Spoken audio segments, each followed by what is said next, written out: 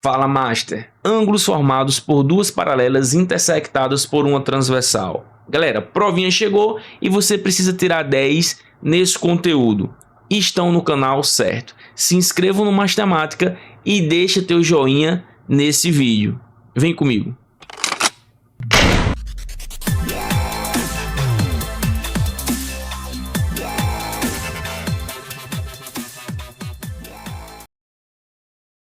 Galera, na parte 1 dessa aula, nós vamos entender apenas como classificar esses ângulos, como identificá-los e classificá-los. Para isso, eu dividi essa classificação em dois grupos. Perceba, quando temos duas paralelas cortadas por uma transversal, formamos 4 ângulos em cima e 4 ângulos embaixo.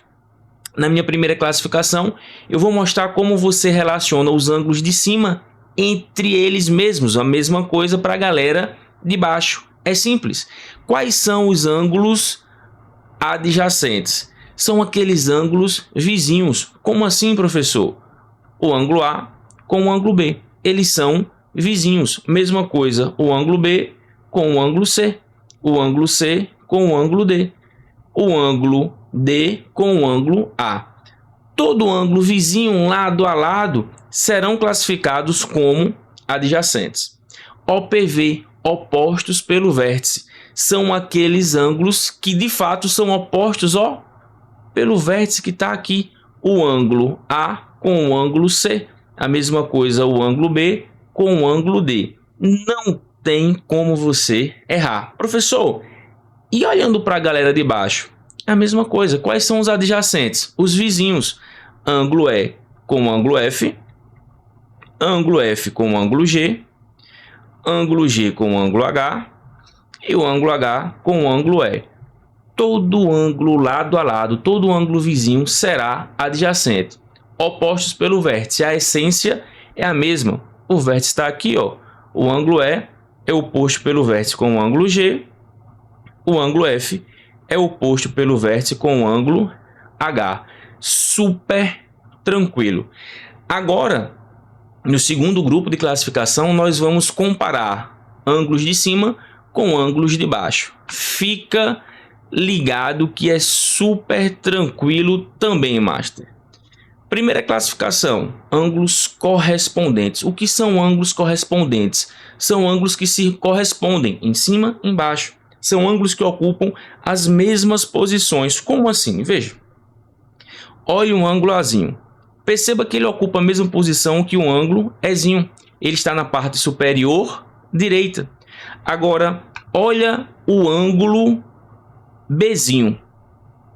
Perceba que o ângulo Bzinho, ele ocupa a mesma posição que o ângulo F. Ele está na parte superior esquerda. Olha o ângulo Czinho. Ocupa a mesma posição que o ângulo G. Está na parte inferior esquerda. E essa relação de correspondência também ocorre entre o ângulo D e o ângulo H, na parte inferior direita. Não tem, pessoal, como você errar. Perceba que, se você pegasse os ângulos de cima, recortasse dessa figura e colasse embaixo, esses ângulos iriam se sobrepor. Daí o nome, correspondentes. Os ângulos alternos, eles se dividem em internos e externos, e o nome já fala tudo. Alternos são ângulos que estão em lados alternados.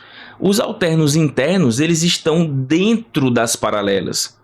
O ângulo D é alterno interno com o ângulo F. Perceba, um está do lado, o outro está do outro lado. São ângulos alternos. A gente vê a mesma coisa acontecendo entre o ângulo C e o ângulo E. Alternos internos, porque estão dentro das paralelas. E os externos, professor? A essência é a mesma, mas eles estão fora das paralelas.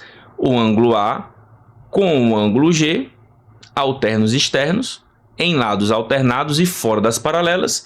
O ângulo B com o ângulo H, em lados alternados e fora das paralelas. A última classificação são os ângulos colaterais. Colaterais significa aqueles que estão do mesmo lado. E aí também temos os internos e os externos. Os internos são aqueles que estão dentro das paralelas, do mesmo lado e dentro das paralelas. O ângulo D com o ângulo E, o ângulo C com o ângulo F. E os colaterais externos estão do mesmo lado, só que fora das paralelas. O ângulo A com o ângulo H, o ângulo B com o ângulo G. Por último, pessoal, o que você precisa entender? Quais desses ângulos são suplementares, ou seja, a soma entre eles é igual a 180 graus, e congruentes, têm a mesma medida, são ângulos iguais. Veja, indo para o nosso grupo 1, os adjacentes são suplementares. Todo par de ângulo adjacente, a sua soma dá 180 graus. Os ângulos opostos pelo vértice, sempre congruentes, ângulos de mesma medida. Já na segunda classificação, quando a gente relaciona a galera de cima com a galera de baixo, os correspondentes são congruentes, mesmas medidas, assim como os alternos, tanto internos quanto externos. Contudo, os colaterais sempre serão suplementares. Pessoal, o que é que você deve fazer agora? Tenta copiar essa figura e fazer essa classificação sozinho. Assiste o vídeo quantas vezes forem necessárias até que você consiga fazer a classificação sozinho. Com isso, você estará pronto para assistir a segunda parte dessa aula, onde faremos exercícios. Te espero lá. Valeu!